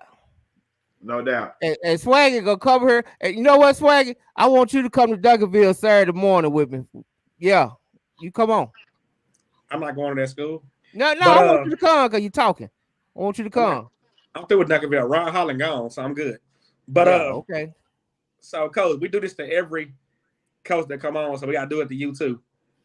So we're going to, all four of us, predict your season, and I start. I got 10-0, and I got y'all beating Highland Park and getting revenge. What you got, Will? Will got on mute right quick. Oh, man. He on mute? Got it. Can't hear you. On mute. We can't hear you. Well, we've lost all sound. Give some sign language. It's showing you're not muted though. Oh, he said the loop. What record? 10-0? Okay, Will said 10-0. What you got, Jay? Now Will said 5-5. He said 5-5. 10-0. He got 10-0. I ain't see the O. Okay. Yeah. What you got, Pat? Oh, yeah, I think the Lou is going to go 10-0. And actually, Coach, I was impressed, and we never even talked about the Allen victory or whatever and how that's a program changer as well, because I know that's a team that normally is a thorn. And that's a hell of a matchup for a first-round game. Yeah, no doubt about it. Those guys came over. They that was probably our most complete game of the year. We the ball bounced our way. All the bases were going, and we got after him, no doubt. So that was the Kyler Murray revenge game. There you go. There you go. He should have been in Louisville. All right. What you got, J Mac? I don't know, man. I don't know if they playing with their own players or somebody else players, as you say. But I'm just gonna show up at spring, and I'll let you know after spring. Yeah, that should be the protocol. We need to go watch a spring practice before we start making predictions. Don't do me like I did Burtner, because see, I did Burtner like that. As soon as I walked on the field, the whole field was hollering my name. I couldn't even get out the car good. They saw me walking up, and everybody, coaches, players, they were like, "Oh yeah, one and done, boy." But see, Coach, thank you for winning your first round playoff game. Yeah, because you didn't have to be part of this class right here. I just said, man. Shout out to Coach Bell. That's your partner. Yeah. With the one and done boys.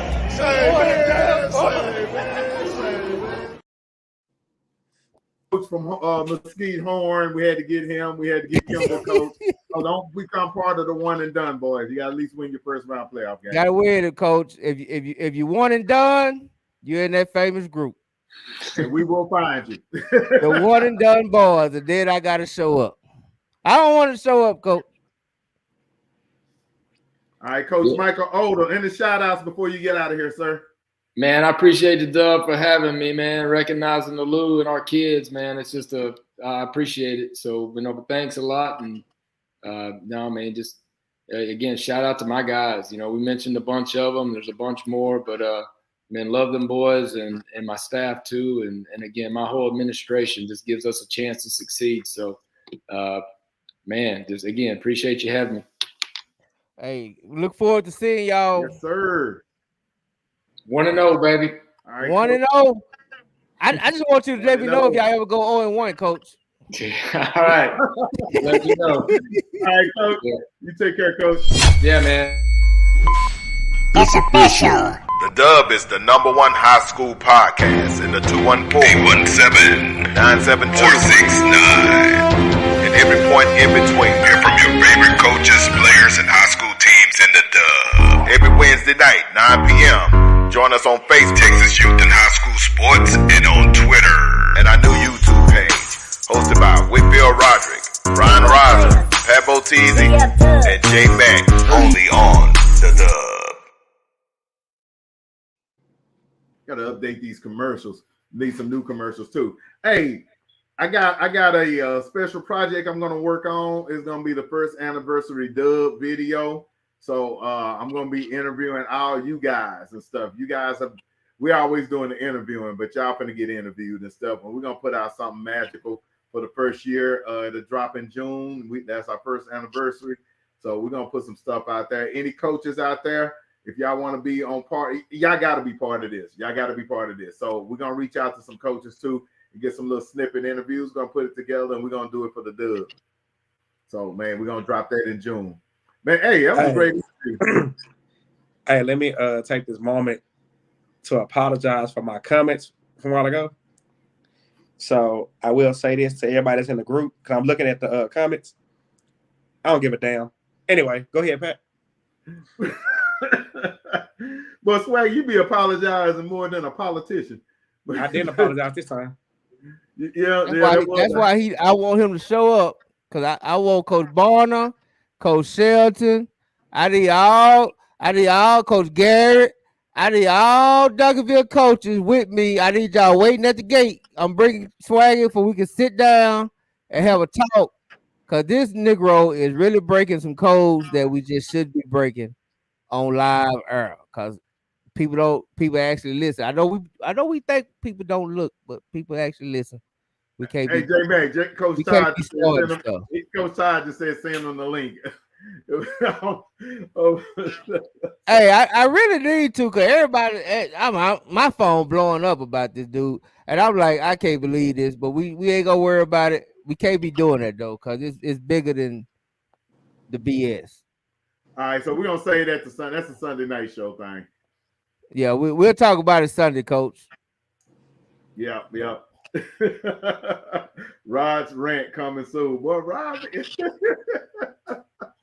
Well, it's been funny tonight. Hey, I appreciate everybody out in Dubland. Guys, I need y'all to go to YouTube. Hit the subscribe button. Support the dub, man. Like, I ain't gonna lie. Tonight was our biggest number night as far as a live. The live was popping tonight. So we appreciate that. We want them numbers to keep jumping, but we need y'all support.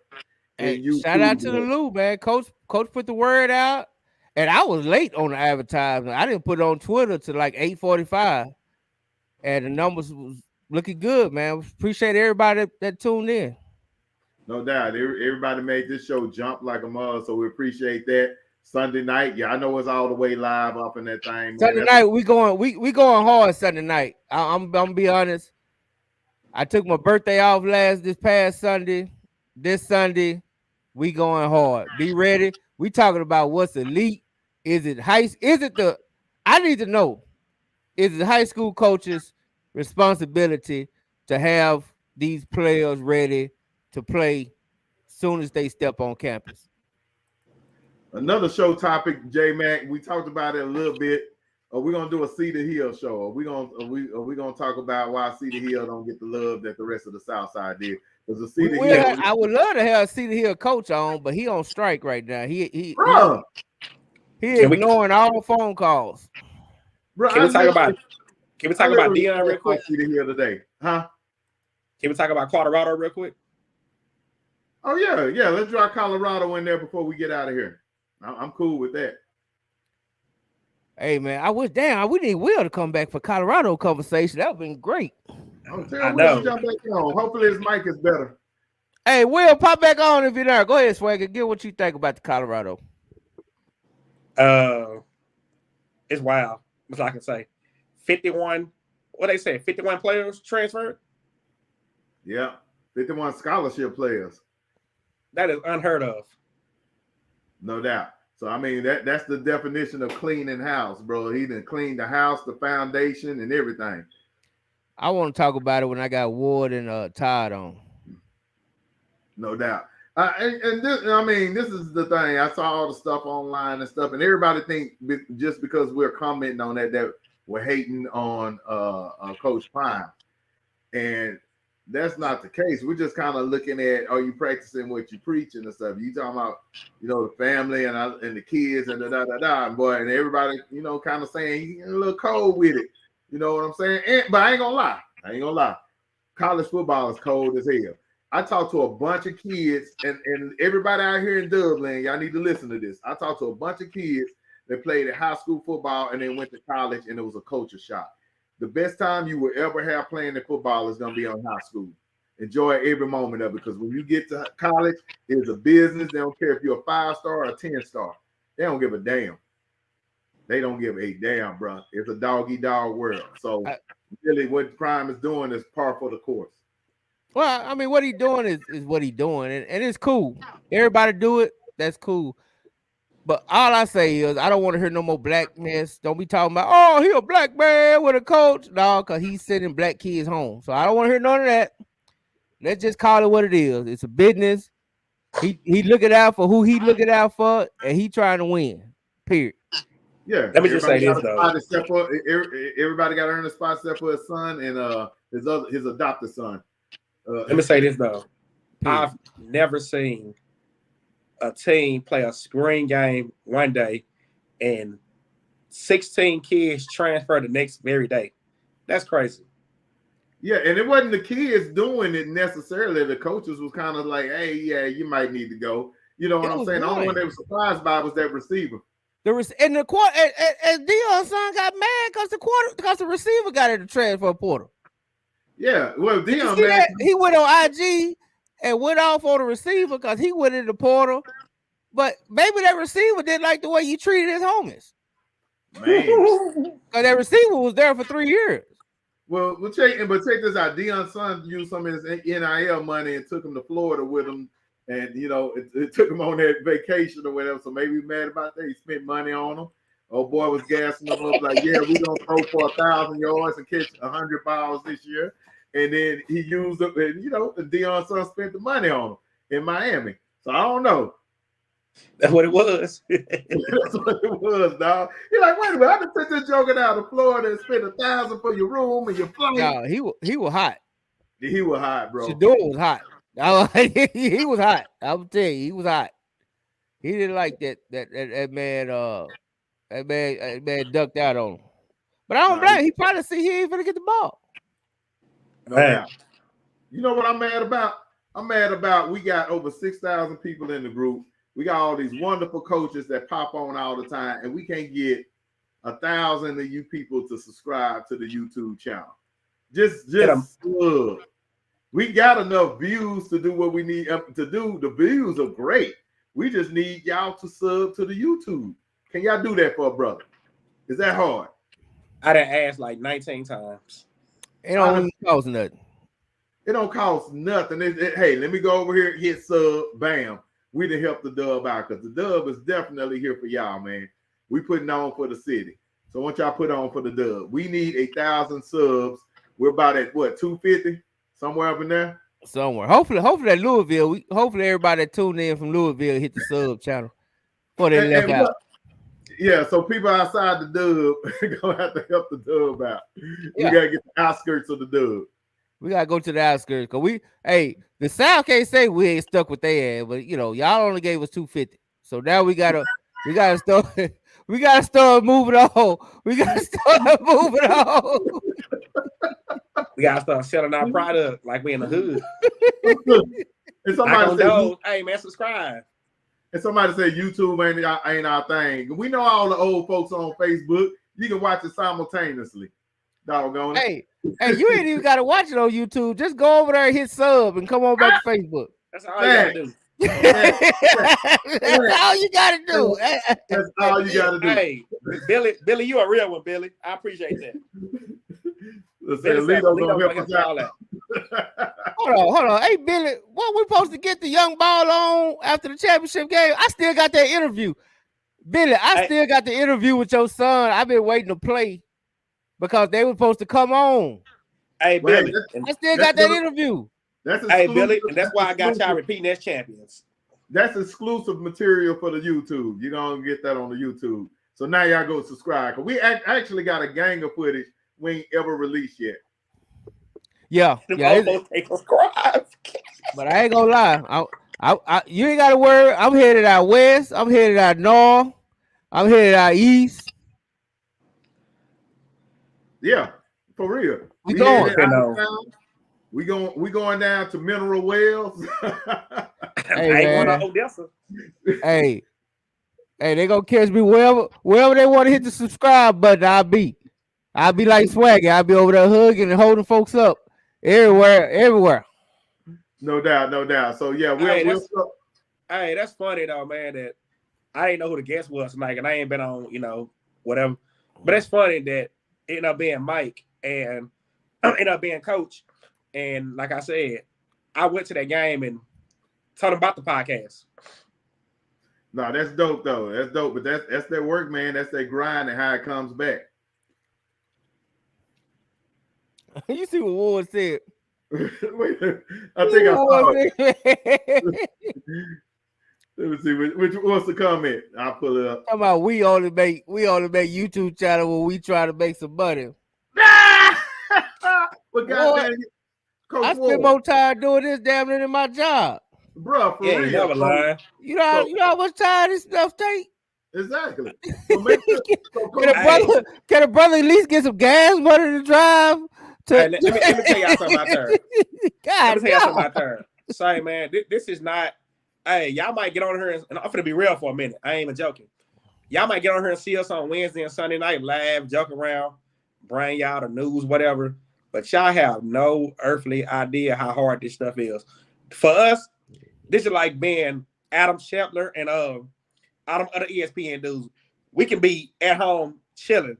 An alert will hit at about 5 in the morning on something that happened, and then we report it to y'all like with ESPN. So, hey, this is not an easy platform to be a part of. So, y'all, that subscribe button, we really do truly appreciate if y'all don't hit that. Y'all do hit that button because, hey, this is not Mark Henry. I know you know. See, Mark Henry, so he have an idea. You know, Mark. This is not easy at all. Keep it up everything. Write down notes. Like I said, we don't just come on here on Wednesdays and Sundays and just talk. We study. We just like on TV, except we don't have the words that we can see what we're talking about. We study this. So, like I said, this ain't easy. And besides, Coach Ward, it still don't cost you nothing to hit subscribe. So just go hit it. Facts. It ain't costing you no money. So just hit it. Just hit it. And I feel like we give y'all a quality show on top of that. Me and J Mac actually do a lot of the producing of the shows. So J Mac knows how hard it is just to put together stuff for the shows and make sure it's in here to entertain y'all, because we have fun doing this. Like, you know what I'm saying? I mean, I love doing it. I don't mind doing it, but it'll help to have a little gas money. I mean, I got to rotate the tires. Hey, I don't. What they don't know, and I know Mark know, is the traveling that you do during the season is off the chain, bruh. I mean, just think about the playoff games when you got to work a whole shift at your normal job and then try to get off and get to a game way across town, fighting traffic, and thousands of people's going to a game. So Thursday to Saturday. Hey, I'm trying to be the next party out here or something. So y'all, I'm trying to be. No doubt. I love you anyway, though. We love you anyway. We do it for the dub, but I just felt like we had to kind of put that out there to get y'all some like that. And then, hey, let me say this, because somebody, I don't know who that was asking about sponsoring and all that in the show earlier. Okay, yeah, we but we do take sponsors. We are looking for small businesses. If you got your barbecue shack, your barber shop, whatever, bro, we would drop your commercials. We have a lot of viewers. We have people that rewatch the videos. The algorithms prove it. We'll promote your stuff. Hell, we even come do a show at your shop or whatever you got. If you slanging wings, barbecue, barbershop, sell used cars, whatever you do, holler at us, man. We'll set up an account and we'll get some sponsorship on here, man, because we actually about to start the Roku channel on the BYSE network, and that's gonna reach worldwide. So that's a worldwide platform. But man, hey, rock with us, dog. We gonna rock with you. We'll come there and eat barbecue with you, whatever we gotta do. But we here for you. Hey, Sunday night, I'm bringing the homies on, man. Lamar, get ready. As long as y'all be on talking about tight end script meat, but they give you more salt, they give you meat. Come on, make your bros barbecue. They going to slap your mama. Ain't that right, Willie? Yeah, boy. I meant for real. but hey, man, tune in Sunday night. J Mac, he the man. It's going down Sunday night, man. We going hard in the paint for 2 hours. I'm setting my laptop for 2 hours. And look, I'm gonna give J Mac a bunch of commercials to run too, so maybe he can cut that down even more. It ain't gonna be no 4-hour show, bro. We ain't running a marathon. We ain't running, but not until people start hitting the subscribe button. We ain't gonna be on that motherfucker all night. Hey, Lamar, you probably can have my spot Sunday night. I'm gonna be out. And here go the other thing, guys. Y'all don't, there's nowhere else in the Metroplex you're gonna get Coach Ward and Coach Todd every week on a Sunday night. It ain't happening. It ain't happening. So man, that's worth the price of admission. So hit that sub button. I know it, man. Ain't nowhere else you gonna get Coach Todd.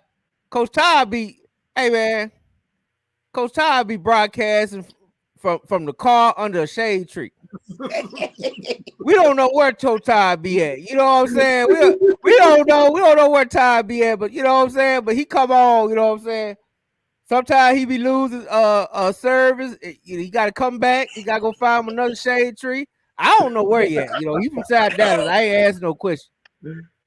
I just appreciate it. Yeah, no, yeah, that's what I'm talking about, my man. And we love you guys. I think the dopest show was when what's his name was in Mexico. And he came out with no damn shirt.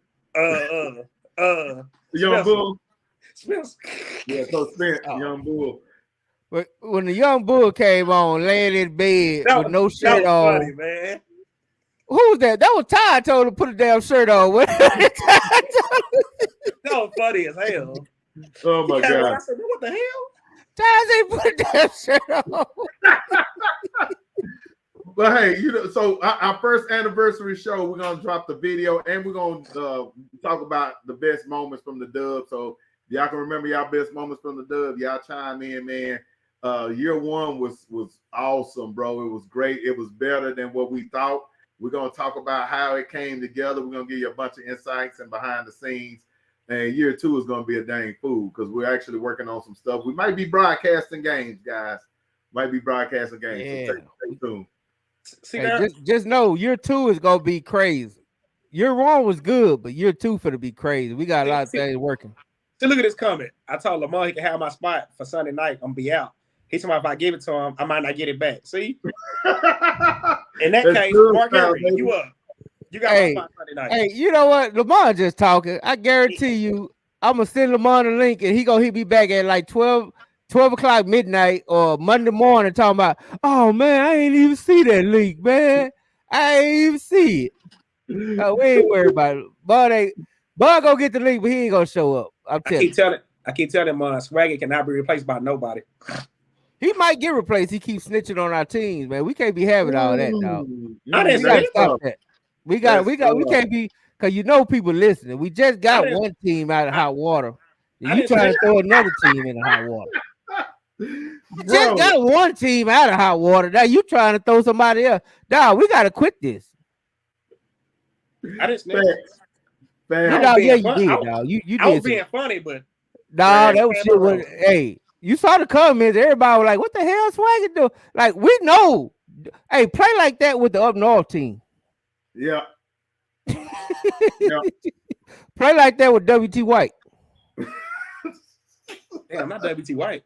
I play like that with Allen. Yeah, play like that with Allen. Let's do that with Allen. Allen do it, but I'm just saying.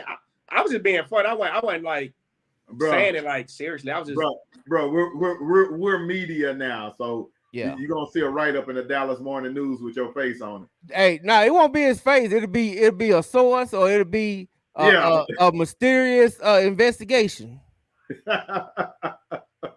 So look, Swaggy, don't make us a target, bro. Like I'm scared to walk on the Lancaster sidelines with you. So I'm not at all.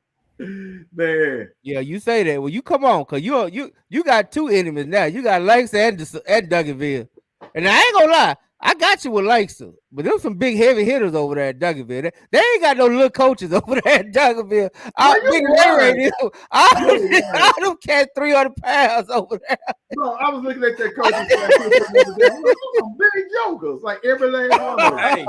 I'm like, out of all the damn coaching staff you want to make bad, I'm cool with Lancaster. I got your back. We can hold our own over there, but we ain't gonna do that over there. There's some big old rascals over there. Okay, wisdom, dog. Hey, I got the U behind me. I ain't worried about it. Man, the U ain't won on Cat Wisdom in years. Hell, they don't know. They can't help you. Shit. Hey, Coach Sam say he want to talk to you. You're like, Swaggy. Come on, Swaggy. Somebody said if I come to a sock game, Gary gonna jump on me. Hey, man. Hey, I'll be honest. After this week, I don't know if I want to be a Sox fan, man. I ain't gonna lie. Them cats right there is something different. We'll talk about that Sunday because I need Coach them on. I'm like you on that, J Mac. I'm glad you brought that up. Somebody made a comment today that kind of like it pissed me off, but I let it go. They were like, they said something about us riding whatever. Yeah. And I'm like, huh? And see, I almost had a Swaggy moment a few times talking to Sox fans. So I be trying to keep I be trying to keep my composure talking to these cats. Cause they just kind of, they kind of out there. I ain't gonna lie. A lot of Sox fans used to ride the yellow bus. A lot of them still wear helmets. And they ain't on no football team. So we gotta kind of be careful with the Sox fans. I keep it a $1.50 with you. If it weren't for Todd and Ward, that I really have so much respect for and care about, and we fall and select others, I hope they lose every game. If it weren't for them, but by them being the coaches, I want to see them succeed because they're my boys. But other than them, I don't care for their fans. I I like they. I got a couple of cool homies, man. I love Q. Q is my guy. Q crazy as hell, but Q my guy. Q my guy, dog. Q and Courtney. Q was funny as hell this week. Hey, dog. You're my guys. I like Sack. Now, I like them Sock fan. And I see Douglas. Douglas. Oh, yeah. Douglas a real one. That's my dog. Douglas, can you make it Sunday night, my brother? Douglas a real one. He a real one. He always have been a real one. Put it in the chat, Doug. Q Will, Douglas, Courtney, Gary. Them are the real ones. Them other cats, they bad. And DJ, David Johnson, of course, he's a star. They're the real ones. Them other cats, they come out of damn nowhere. Dog, Q my guy, dog. Q is funny as hell. We got to get Q on the show. I ain't gonna lie. Q probably the only one that could out funny me. I ain't gonna lie, dog. Oh, Q Lord, funny as hell. Funny. It's funny. But yeah, so my thing is, bro, I ain't banging on no fan bases. It is what it is. I just think they don't understand that we like on everybody, bro. Like it ain't nobody safe. You know what I'm saying? I mean, Carter. There's a lot of Carter love. They think they be going over here. Y'all just banged on Carter a while ago. Bro, that's what it's about, man. We have fun, we kick it, but we say the real. Sometimes the real don't sound good. Hey, well, you know, I'm gonna joke on everybody. That's what we do. I'm a high side on everybody. Now, at the end of the day, man, we just here for entertainment purposes and just have fun. We don't mean no harm to anybody we talk about. Or Doug said we not on everybody. Who we not on, Doug? We trying to get out of here. You started something. Who we not on, Doug? We get on everybody. I ain't got on. Everybody done got it. Everybody done got it. We got on everybody. The only team that ain't got it was Duncanville, I think. Y'all remember that I had that samples moment. No, I'm about to say J Mac almost gave it to Duncanville. I was going to say. So I take that back. J Mac almost gave it to Duncanville one night. So everybody. Oh, he said Lancaster. Where you been, dog? Swaggy banned from Lancaster because he don't talk so much noise about Lancaster. Where you been, dog? we negotiate right now to get Swaggy back in at Lancaster. Hey man, they don't like me at Lancaster, bro. They want my head, dog. They want me. I mean, they can't whoop me over there, but they want me. You're right, Scott. We ain't talking about East Texas. That technically, unless Jesse over here. If Jesse ain't here, we probably ain't talking about East Texas. You right. I just banged on the Lobos the other day. I put a comment out about they got the ugliest damn logo of any team that's great I've ever seen. They got the ugliest damn logo. Jerseys. Them jerseys ugly as hell. That is, though. I ain't gonna lie. Hey, Coach King, if you can hear me or you watch this podcast, get some swag. Bro, they ain't got no Coach King. Coach King, we need you to get out of the 1940s and get them kids some decent. That's probably why you can't win no more, because you in these old ass uniform.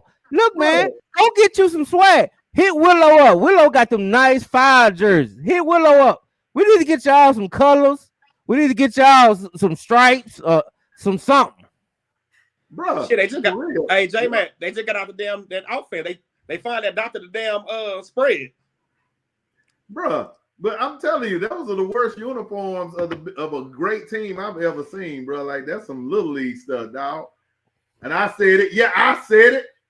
And maybe if you get some new uniforms, you can run something other than 24 power. Hey, I like what Scott Keys said. He said, "Y'all get off Alito East." Alito East. hey, I'm gonna get off Alito East where they run anything other than 24 power. That did I. Hey, Scott Keys. Leave him alone. Hey, Scott, y'all got 10 championships up there. Y'all exempt for this conversation. Y'all lead like y'all in class by yourself. Yeah, y'all exempt. Y'all get to go into y'all got raw treatment up there, Hill.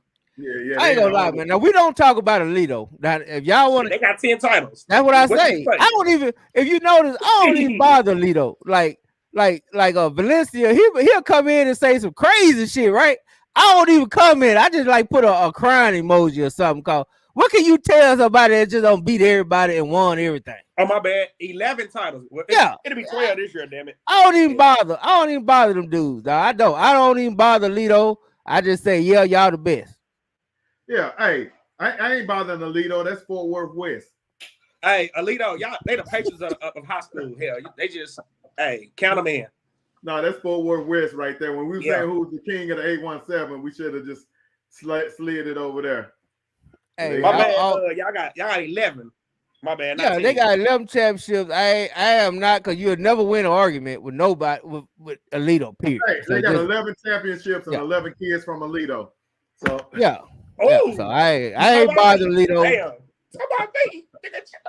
Yeah, we just let Alito ride. We let Alito do their drive-throughs and just hope they keep on going. We let them do their drive-by and hope they keep on going. What's the night? Dub tell all? I mean, Dub exposed night. I don't know, bro, but yeah, something like that. But yeah, anyway, we're gonna get out here. We just chopping it up. But hey, man, Sunday gonna be fine. We got Lamar and Douglas. Wait a minute. Doug said 5 kids.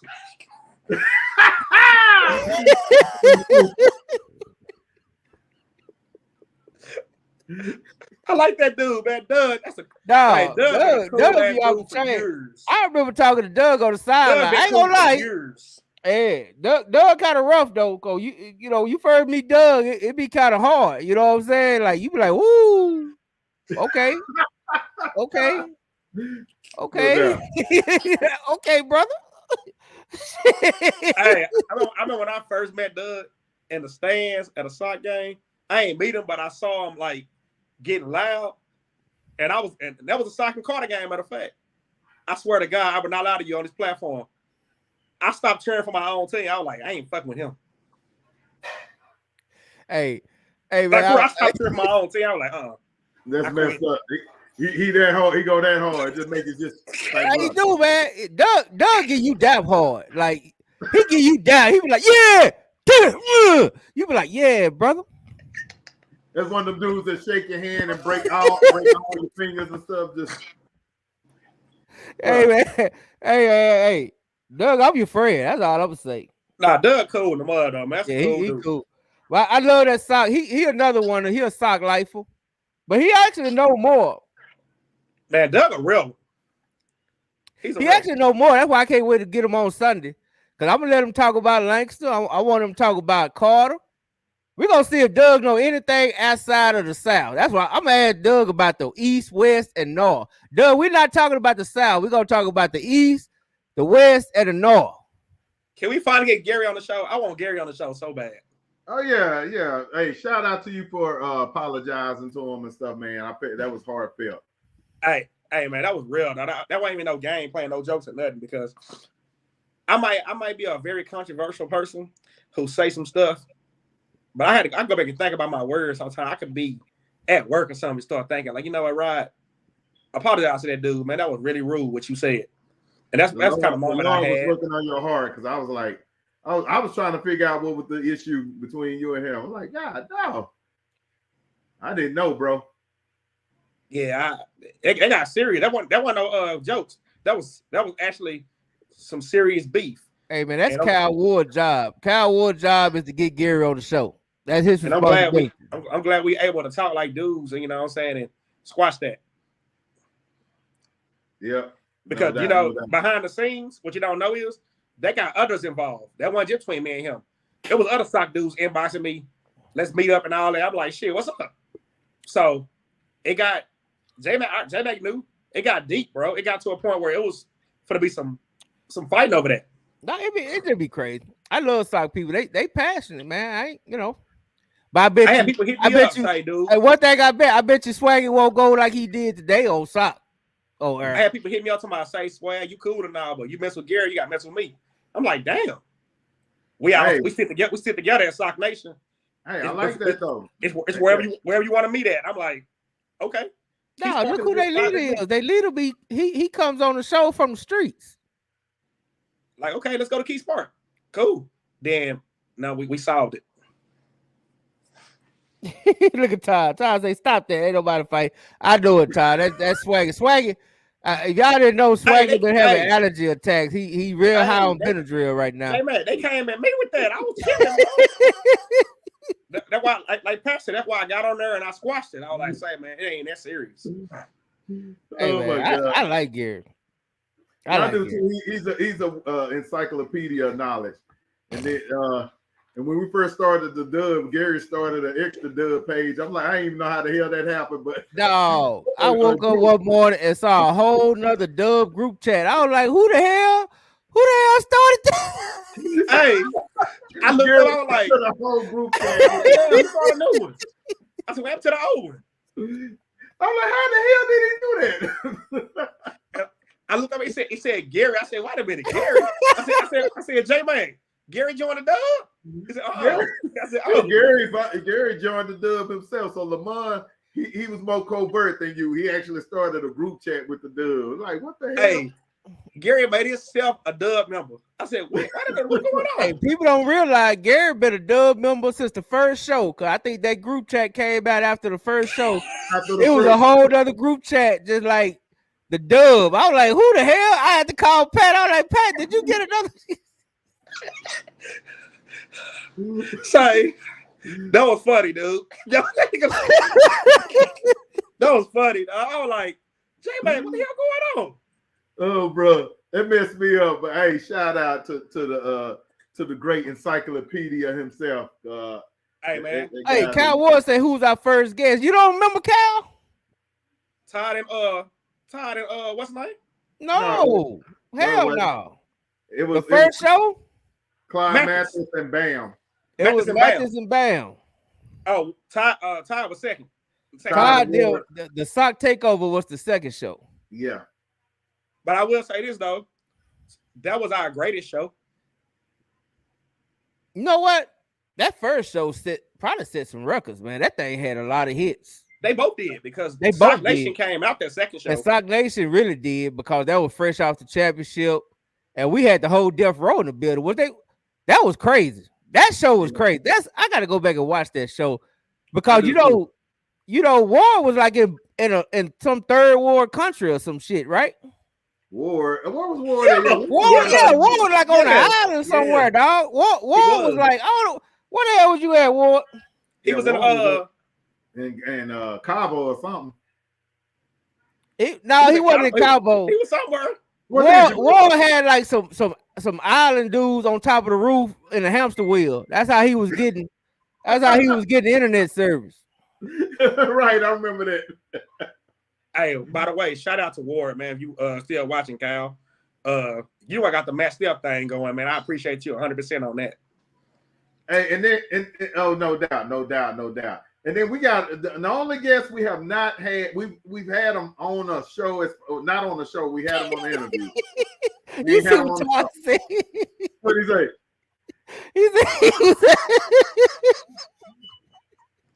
He said he was at that place where Boy took Jada. He said what? I can't hear it. He said what? He said he was at that island where Martin took Gina. Oh, damn. Wait a minute. Chillican Island. Hey, I can hear Ty saying it too. I can hear Ty saying it too. Hey, he was at that damn island with Martin took Gina. Look, they was on Chillican Island. I'm gonna get Coach Todd voice down and stuff. I like to do voices, so I'm gonna get his voice down. Chilligan Island. He was at Chilligan Island. When they fought that damn thing. That ain't no damn puppy.